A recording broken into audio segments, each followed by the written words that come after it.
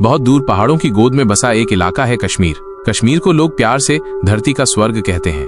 फूलों की घाटियां, बर्फ से ढकी चोटियां, झीलों में तैरती शिकारें और हर तरफ हंसते मुस्कुराते लोग, जैसे भगवान ने खुद इसे अपने हाथों से सजाया हो। हर साल देश भर से लाखों लोग कश्मीर घूमने जाते हैं। एक ऐसा ही परिवार कर्नाटक से आया, मंजूनाथ राव, उनकी पत्नी पल्लवी और उनका छोटा बेटा आदित्य। मंजूनाथ एक सरकारी कर्मचारी थे और पल्लवी स्कूल में पढ़ाती थीं। आदित्य 5वीं क्लास में पढ़ता था और कश्मीर की वादियों में बर्फ देखने का उसका सपना था। पापा, क्या सच में कश्मीर में बर्फ गिरेगी? आदित्य ने पूछा। मंजूनाथ मुस्कुराए।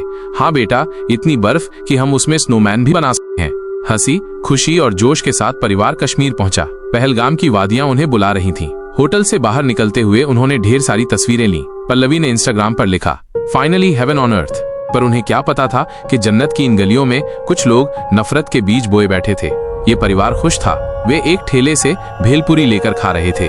आदित्य जिद करने लगा, पापा मुझे मैगी खानी है। मंजूनाथ ने हंसते हुए कहा, ठीक है, आज मैगी पार्टी। पर तभी वहां कुछ अजनबी लोग आए। उनके हाथों में बंदूकें थीं, चेहरों पर नकाब था, आंखों में नफरत और दिल में जहर। उन अजनबी लोगों ने परिवार के पास आकर बड़ी सख्ती से कहा, अपनी पैंट उतारो। मंजूनाथ चौंक गए, डरते डरते बोले, भाई क्या हुआ? हम पर्यटक हैं, सिर्फ घूमने आए हैं। लेकिन वो लोग चुप नहीं रहे। उन्होंने बंदूक उठाई और एक ने कहा, नाम क्या है? मंजूनाथ राव। इतना सुनते ही सबकी सांसें थम गईं। उन लोगों ने एक दूसरे की तरफ देखा। अब किसी को राज्य, भाषा या जाति की परवाह नहीं थी। सिर्फ एक बात पूछी गई, क्या तू हिंदू है? मंजूनाथ ने कांपती आवाज में कहा, हाँ। बस जैसे ये एक शब्द ही मौत का दरवाजा खोल गया हो।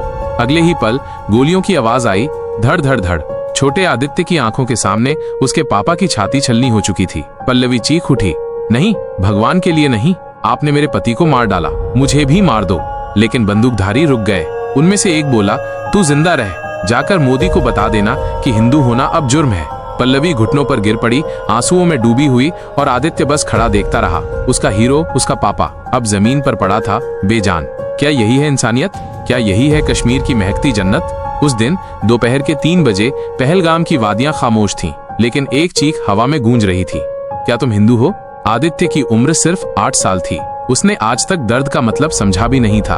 उसे बस इतना पता था कि जब चोट लगती है तो मम्मी पापा गले से लगाते हैं। लेकिन इस बार चोट सीने पर नहीं थी, ये चोट दिल पर थी, आत्मा पर थी। वो खड़ा था, अपनी माँ के पीछे छिपा हुआ। उसने देखा उसके पापा जमीन पर पड़े हैं, उनकी आंखें खुली हैं, लेकिन वो उसे देख नहीं रहे। वो धीरे से बोला, पापा चलो ना, अब होटल चलते हैं। माँ की सिसकियां और तेज हो गईं। पल्लवी बेटे को गले लगाकर बस एक ही बात कह पा रही थी, बेटा पापा अब नहीं आएंगे। आदित्य की आंखें बड़ी हो गईं। उसने फिर से पूछा, माँ क्या उन्होंने पापा को डांटा? क्या पापा ने कुछ गलत कहा? पल्लवी चुप थी, आंखों से आंसू थमने का नाम नहीं ले रहे थे।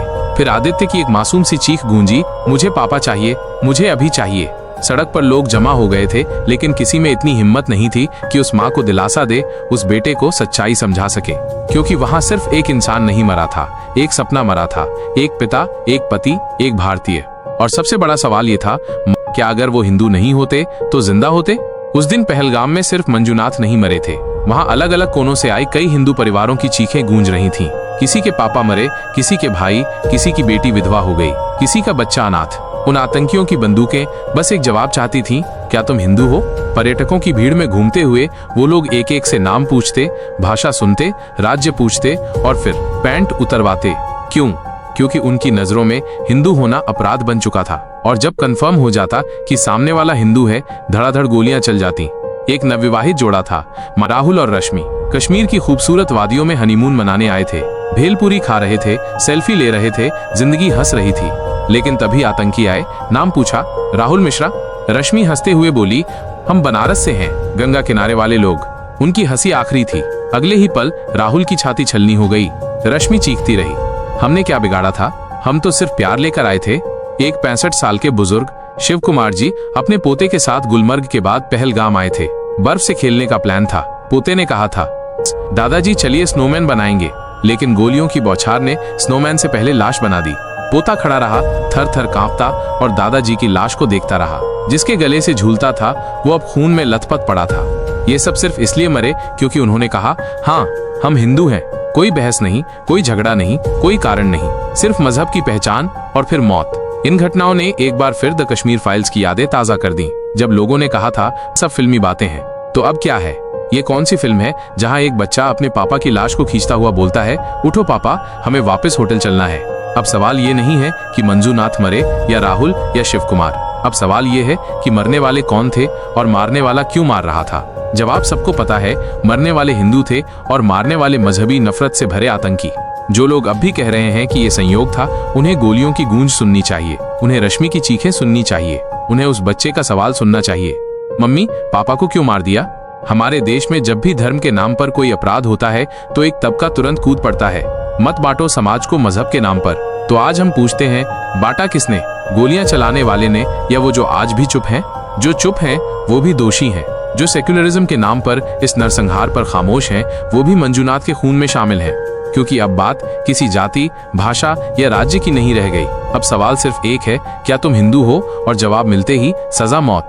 अब देश की आंखों में आंसू नहीं, आग है। अब बयान नहीं चाहिए, बदला चाहिए। भारत की जनता जानना चाहती है, प्रधानमंत्री नरेंद्र मोदी जी, गृह मंत्री अमित शाह जी, आप हर बार कहते हैं देश सुरक्षित हाथों में है, तो फिर ये खून किसकी नाकामी है? धारा 370 हटाने के बाद कहा गया अब आतंकवाद खत्म हुआ, लेकिन क्या ये गोलियां, ये लाशें आतंक के खात्मे की निशानी है या उसके फिर से सिर उठाने की चेतावनी? डोनाल्ड ट्रंप आए थे, दिल्ली जल उठी थी। अब अमेरिका की उपराष्ट्रपति आई और कश्मीर खून से भर गया। क्या ये भी संयोग है या कोई बहुत गहरी साजिश चल रही है जिसमें हिंदू ही टारगेट हैं? अब चुप्पी का समय नहीं है। अब हर मुसलमान से भी सवाल है, अगर आप वाकई अमन चाहते हैं तो आज आवाज मिलाइए। कहिए माइनस, जो हुआ वो इस्लाम नहीं सिखाता, वरना खामोश खड़े रहना आपको भी इस नरसंहार का हिस्सा बना देगा। पहलगाम की वो दोपहर अब एक तारीख बन गई है जिसे कभी भुलाया नहीं जा सकेगा। लेकिन क्या हम इस तारीख को भी बाकी तारीखों की तरह भुला देंगे? क्या ये लाशें भी सिर्फ एक आंकड़ा बनकर रह जाएंगी? नहीं, इस बार नहीं। अब देश की जनता सिर्फ शोक नहीं मना रही, जनता अब गुस्से में है। जनता अब सवाल पूछ रही है, हमें क्यों मारा जा रहा है? हम कब तक मरते रहेंगे? सरकार को समझना होगा, हम सिर्फ शांति की अपील करने नहीं चुने गए, हमें सुरक्षा देने का वादा करके वोट लिया गया। अब सिर्फ बयानों से नहीं, जवाब खून का खून से चाहिए। क्यों नहीं डरते अब आतंकी? क्यों उन्हें लगता है कि वो गोली मारेंगे और बच निकलेंगे? क्यों नहीं है उनके दिल में भारतीय सेना का खौफ?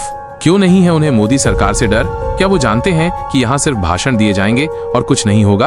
अब बहुत हुआ, अब कड़ी से कड़ी कार्रवाई होनी चाहिए। हर एक आतंकवादी को उसके घर में घुसकर मारना चाहिए। जिस तरह पुलवामा के बाद एयर स्ट्राइक हुई थी, उसी तरह अब फिर एक बार सर्जिकल नहीं, फाइनल स्ट्राइक चाहिए। अब हर आतंकी संगठन, हिजबुल, TRF- सबका सफाया चाहिए।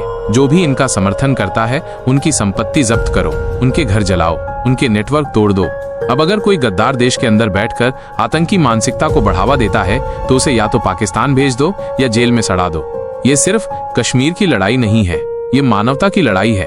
और अगर इस देश में हिंदू होना गुनाह बन गया है, तो फिर ये सरकार क्या कर रही है? कश्मीर सिर्फ हिंदू का नहीं, भारत का मुकुट है, और इस मुकुट पर अब और खून के छींटे बर्दाश्त नहीं होंगे।